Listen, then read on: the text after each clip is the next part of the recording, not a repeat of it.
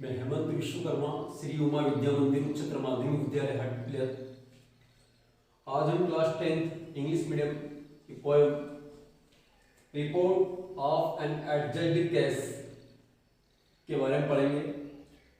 ये जो पोएम है report of an adjusted case, इसके पोएट विलियम कॉपर है। विलियम कॉपर जिनका जन्म 1730 में हुआ एंड की मृत्यु 1800 के लगभग हुई। विलियम कॉपर जो इस poem report of an adjusted case की पोएट है, उन्होंने ये पोएम एक मजाकिया रूप में लिखी है।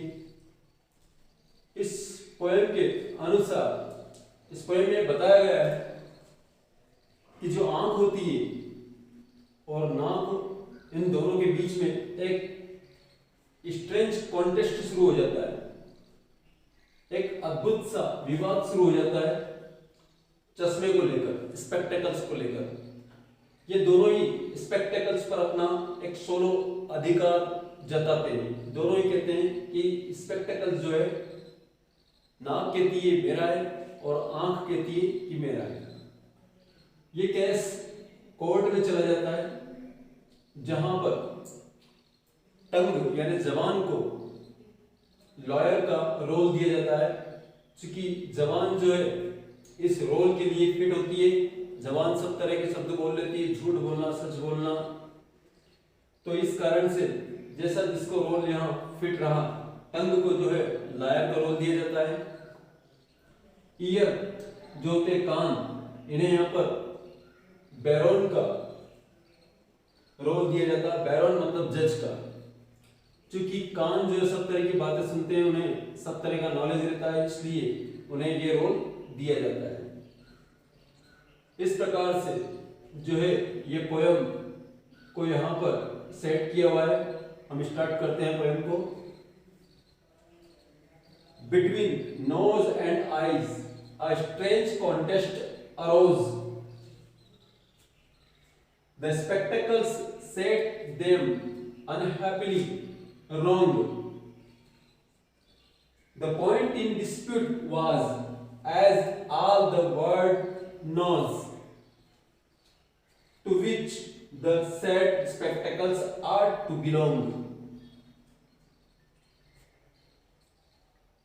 देखिए यहाँ पर इस स्टेंजा के अंदर देखते हैं स्पेक्टेकल्स, जैसा कि मैंने बताया चश्मे को कहते हैं। बिटवीन नोज एंड आईज, आंख और नाक के बीच में स्ट्रेंज कॉन्टेस्ट शुरू हो जाता है, आवाज शुरू होना, एक अद्भुत सा विवाद शुरू हो जाता है। The spectacles set them unhappily wrong, और जो स्पेक्टेकल्स होता है उस पर वो जो है दोनों ही अपना अधिकार जताने की कोशिश करते हैं। जो स्पेक्टेकल्स है वो कहते हैं कि दोनों ही अपने हिसाब से कहते हैं कि ये हमारा है।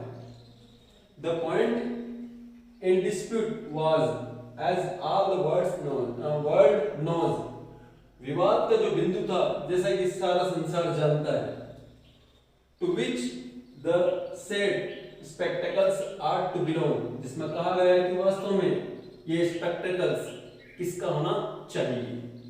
सेकंड स्टेंजा देखते हैं हम। So tongue was the lawyer and argued the case with a great deal of skill and a wig full of learning, while Chief Baron Ear said to balance the laws, so famed for his talent in nicely discerning. आइए हम समझते हैं इसको। So tongue was the lawyer, यहाँ पर जबान को lawyer का रोल दिया जाता है, वकील का रोल दिया जाता है।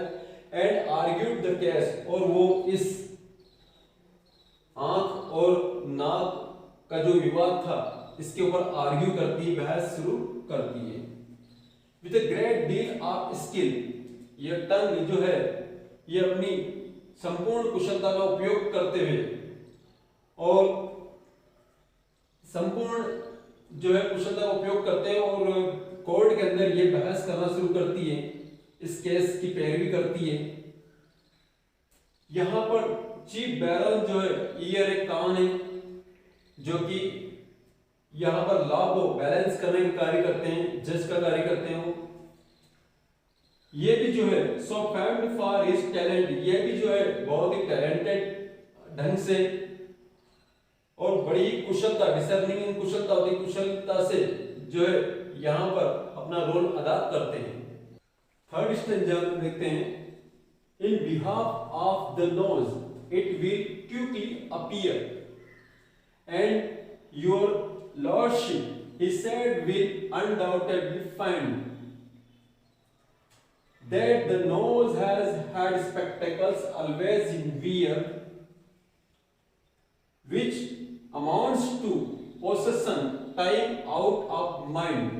देखिए इस पैराग्राफ को देखते हैं। बिहाफ का मतलब होता है किसी की तरफदारी करना है, किसी के पक्ष में बोलना या उसके हेतु। अनडाउटेडली का मतलब होता है निसंदेह। पोसेशन, पोसेशन का मतलब होता है किसी चीज पर अधिकार होना। स्ट्रेडल, स्ट्रेडल का मतलब होता है इस प्रकार से दोनों ओर पैर कर कर किसी भी जैसे वाहन वगैरह पर बैठ जाते हैं हम, उसे स्ट्रेडल कहते हैं। और सैडल जो होता है, सैडल बोलते हैं एक सीट होती है जो घोड़े के ऊपर इसी बिछाई जाती है, जो घोड़े की पीठ पर बिल्कुल फिट हो जाती है। चलिए देखते हैं इसको। In behalf of the nose, nose का पक्ष लेते हुए जो हमारी जो टंग है, जो लायर का कार्य करती है, इट विल क्विकली अपीयर, वो शीघ्रता से यहाँ पर जो कोर्ट में अपीयर होती है। और कहती एंड योर लॉर्डशिप, यहाँ पर वो जज से कहती है कि महामहिम, he said will undoubtedly find that the nose has had spectacles always in wear, कि निसंदेह रूप से सब जानते हैं कि नोज जो है वही हमेशा से ही स्पेक्टेकल्स को यानी चश्मे को अपने ऊपर धारण करके रहती है। Which amounts to possession time out of mind, और ये नजारा कब से ही हम देख रहे हैं, कई समय से हम देखते हैं। अमाउंट टू पोसेशन का मतलब होता है गिनती होती है अमाउंट में से, बाकी यहाँ पर अमाउंट टू पोसेशन का मतलब आदि काल से। अगला स्टेंजा देखिए। Then holding the spectacles up to the court, your lordship observes they are made with a straddle as wide as breeze of the nose is, in short, designed to sit close to it, just like a saddle। देखते हैं इसे हम। Then holding the spectacles up to the court, इस प्रकार से अपने हाथों में लेकर जो लॉयर होती है टंग, वो कोर्ट में इस प्रकार से स्पेक्टेकल्स को पकड़े हुए और कहती है कि महामहिम, योर लॉर्डशिप, ऑब्जर्व करो इसको, इसको देखो, इस चश्मे को देखो कैसे बना हुआ है। They are made with straddle, ये बिल्कुल एकदम स्ट्रेडल की तरह बना हुआ है। स्ट्रेडल इस प्रकार से होता है, इस प्रकार से ये इस प्रकार से इसके अंदर खांच है और ये इस प्रकार से बना हुआ है। इसकी आकृति बिल्कुल वैसी की वैसी बनी हुई है जैसे कि स्ट्रेडल होता है। As wide as bridge of the nose is, और बिल्कुल जैसे नाक की जैसे स्थिति होती है जहां पर ये आराम से फिट हो जाए, उसके जैसा ये बिल्कुल उतना ही चौड़ा है, वैसा का वैसे ये बना हुआ है। इन शॉर्ट, और आखिर में संक्षिप्त रूप से कहा जा सकता है, design to sit close to it, कि इसके अंदर ऐसी डिजाइन बनी हुई है कि बिल्कुल नाक के ऊपर एकदम फिट हो जाए।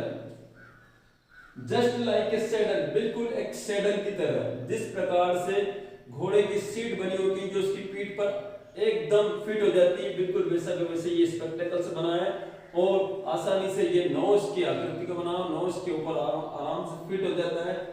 इसलिए यहाँ पर कहा जा सकता है कि इस पर अधिकार जो है आंखों के बजाय नाक का है। Thank you.